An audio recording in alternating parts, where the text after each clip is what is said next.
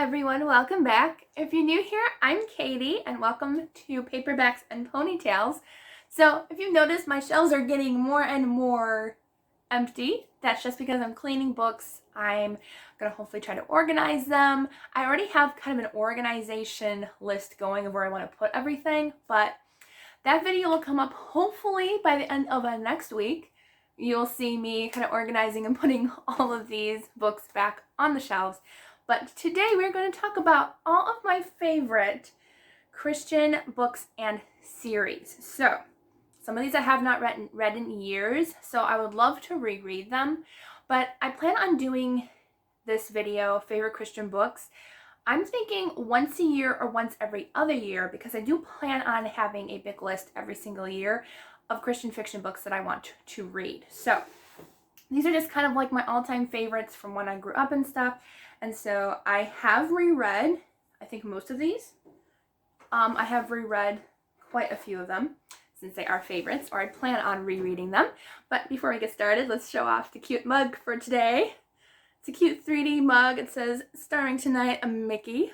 Ain't it cute? And it shows his little back end behind the curtain.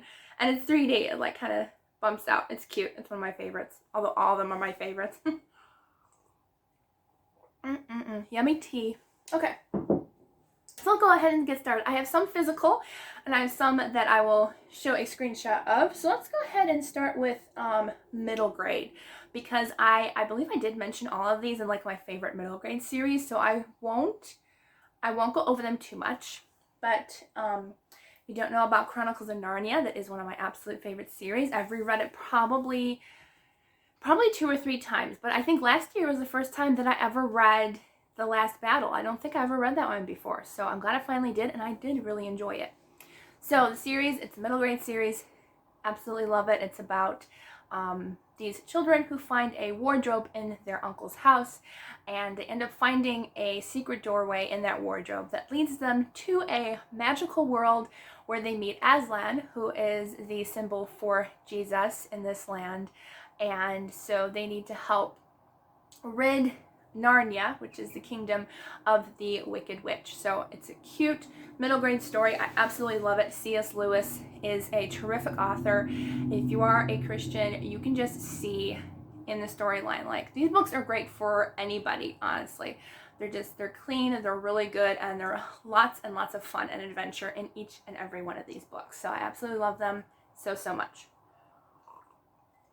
Okay, next up, I'm going to talk about the Mandy series, which, you know, I absolutely love these. I have a little collection. It's not the entire series. The entire series is like 30 books long or something. So yeah, it's a big series, but I highly recommend these for fans of like Nancy Drew and stuff like that. Okay. But yeah, so I highly enjoy these. I do recommend reading them in order, not what I said before, because they do kind of go in order. You follow different characters they meet along. But I believe these take place in like early 1900s. Yeah, 1901, very early. But it follows Mandy and her friends as they solve mysteries and different things happening as they travel pretty much around the world. It's lots of fun. I highly recommend that series. And there's not really an underlining of like, they're not really faith-based, they're just clean, but they are published by Bethany House. So that's why I suggest those. And then Journey to Juna, which I mentioned before, is my absolute favorite series, probably of all time. I've reread this series multiple times, but I just absolutely love these. They are along the lines of Chronicles of Narnia. If you enjoy those, you will love these. But these are about these children who, one day, a giant swan appears to them and says, "I need your help to get these swans to come back to my kingdom and fight the bad swan, who is named Sebastian." And it is just an incredible series. I will be reading these to my future kids someday. They are just so much fun and so enjoyable. Love them so much. By Kim V. Engelman. Sorry, I have not been mentioning authors' names. These are by Lois Gladys Leopard, so I apologize for that. Okay, so let's see what's next. Okay, now we're getting into adult fiction. So we're done with middle grade. Let's see, adult fiction. I have two authors that I don't really have like a favorite book from, but just overall and in general, I just love every single one of their books that I've read so far. So the first one is Tracy Peterson. Her kind of historical romance, they're all really good. I think Ladies of Liberty would probably be my favorite series because that's the one that I kind of remember liking the most. But I did really enjoy every single one of hers. I have a lot of her books that are on backlist that I need to read and get to because she has at least, how many books does she have? She has at least a good 100 books written, I'm guessing, but that sounds right. So I need to catch up on some of her series and books that I haven't read yet, but Tracy Peterson is great if you love clean romances, historical fiction. They are really, really nice and fun reads. And the other author that I've loved everything that I've read by her is Deanne Gist. She is another historical romance author, and I have loved every single one of her books. I think I've read every single one of her books. I think I missed one. Yeah, I think I missed one, so I'll probably have to go back. But I have read every single one of her books. I did own them, but I want to get newer copies, so I don't have any right now. But I do love her books. She is one of my absolute favorite authors. So yeah, that's really enjoyable. I highly recommend her series if you love Christian romance. Okay, and then next up is Melanie Dickerson. You heard me talk about her. I love her books. I want to own them all, and I own none. Like, how is that possible? I own none. Zero. Zip. Like, I don't even know how that's possible. I've gotten them from the library. That's why it's possible. But yeah, so I own none, but I highly recommend them all. I don't think I've given one lower than 5 stars. I've read all of her fairy tale books, her fairy tale retellings. Love every single one. I still have to read her new series, and she also wrote a Regency spy trilogy that I need to get to. But I've read all of her fairy tale retellings. My favorite by far is the last one that she wrote, which was The Peasant's Dream, and that was the last book in the Hagenheim series. They're all based in kind of Germany in that area. But oh, it was so good. I hugged that book as I was reading it, and I don't think I've ever hugged a book. Maybe The Princess Bride and my Bible, of course, but I don't think I've ever hugged a book like that. So it was really fun. I think you can read those out of order because they kind of follow one different character in the family at a time, so they each have a different story to tell. All really good. Okay, next I have the whole series of Lori Wick's books. She's another one of my favorite authors. But I have the whole series of, let me put them in order. Wish I had the same covers. I should try to find, because I have three of the same covers and one cover doesn't match.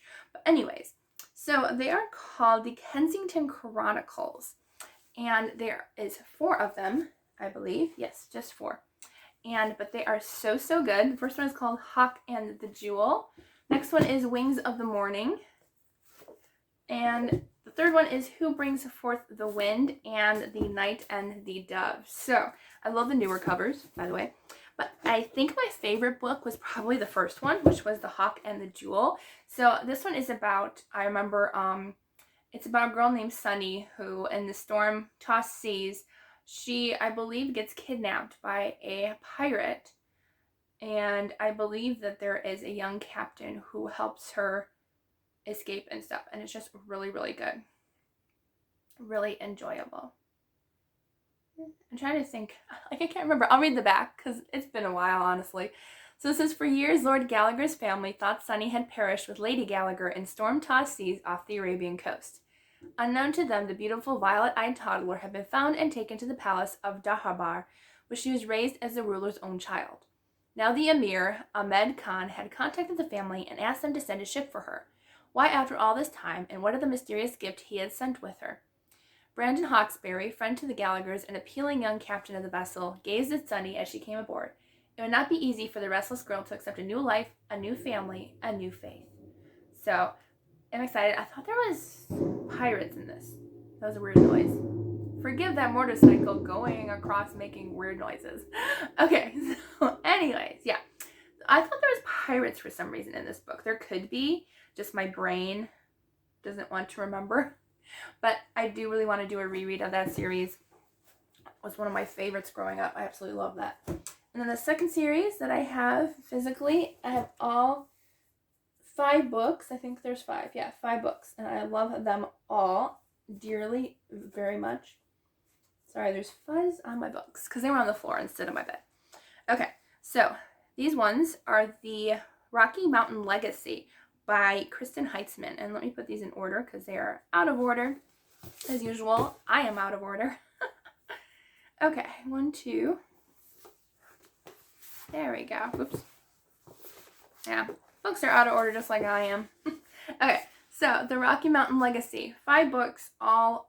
I absolutely love this series so much. It is a kind of around the prairie times, and normally I don't really like kind of like that prairie era type book, but these are so good. I love them so much. So the first book is called Honor's Pledge. So there's that one. The next one is called Honor's Price. And let's see, the next one is Honor's Quest by Kristen Heitzman. Why am I saying the author? I don't know. Honor's Disguise and Honor's Reward. So these are absolutely beautiful books. It talks about a woman who I believe she travels with her siblings, I believe.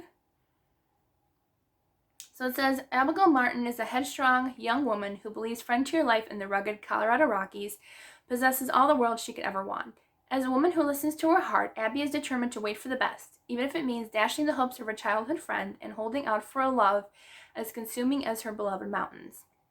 So it's really good. She goes through, I believe she goes by herself, and she meets this man called Montgomery Farrell. So it's so good, and it follows her like entire life. It's kind of like almost like Little House on the Prairie, but like 10 times better. I love this series so much. It is so good.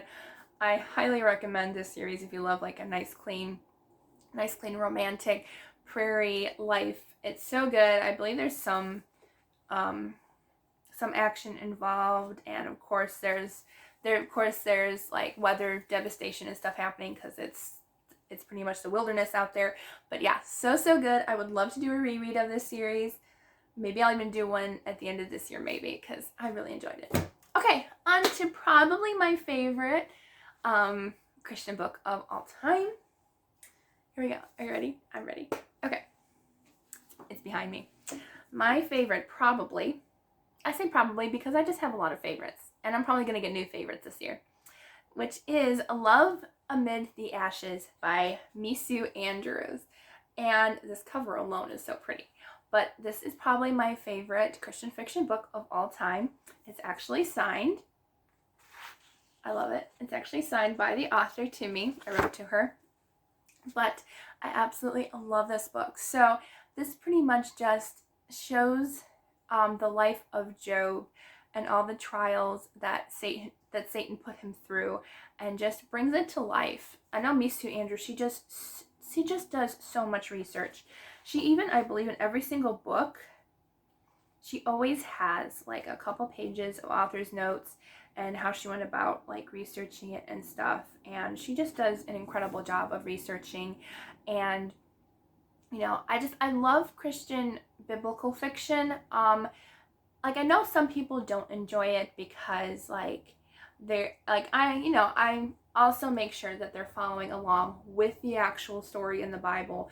But I feel like this is a good tool, especially if people don't know about the Bible or have never read the Bible. This might be a good way to encourage them to go ahead and get into their Bible after reading this, and they're interested and want to know more, so they'll go into their Bible. So that's kind of why I really like biblical fiction. And I also double check, which my mom has actually been smart enough to learn, as well as I like to learn, is if they have Bible verses inside, look and double check in your own Bible and make sure it follows it. Make sure it follows it word for word. It might not be the exact, translation, but you want to make sure that they're following it. Make sure there's no like spelling mistakes or grammar mistakes in their Bible verses. And I don't think I've ever seen a mistake in Misu Andrews' books. I was wondering if it says what version of the Bible she used. My foot's falling asleep. Oh, here we go. Okay, so it's NIV. Okay, but yeah, so I always follow along. If I see a Bible verse, I always try to remember to go into my own Bible and look to see it, make sure it is completely right. But this one, yeah, it's about Job and all the trials that Satan put him through and how just by faith, you know, he just stuck with God through losing pretty much everything in his life and just kept and continued to trust God. And it's such a great book. I love this one. Okay. So that was my last book for my Christian fiction books that are my favorites. I hope you enjoyed this video. If you did, please give it a thumbs up and don't forget to subscribe down below. I hope you all have a wonderful, blessed day, and I will see you all in the next video.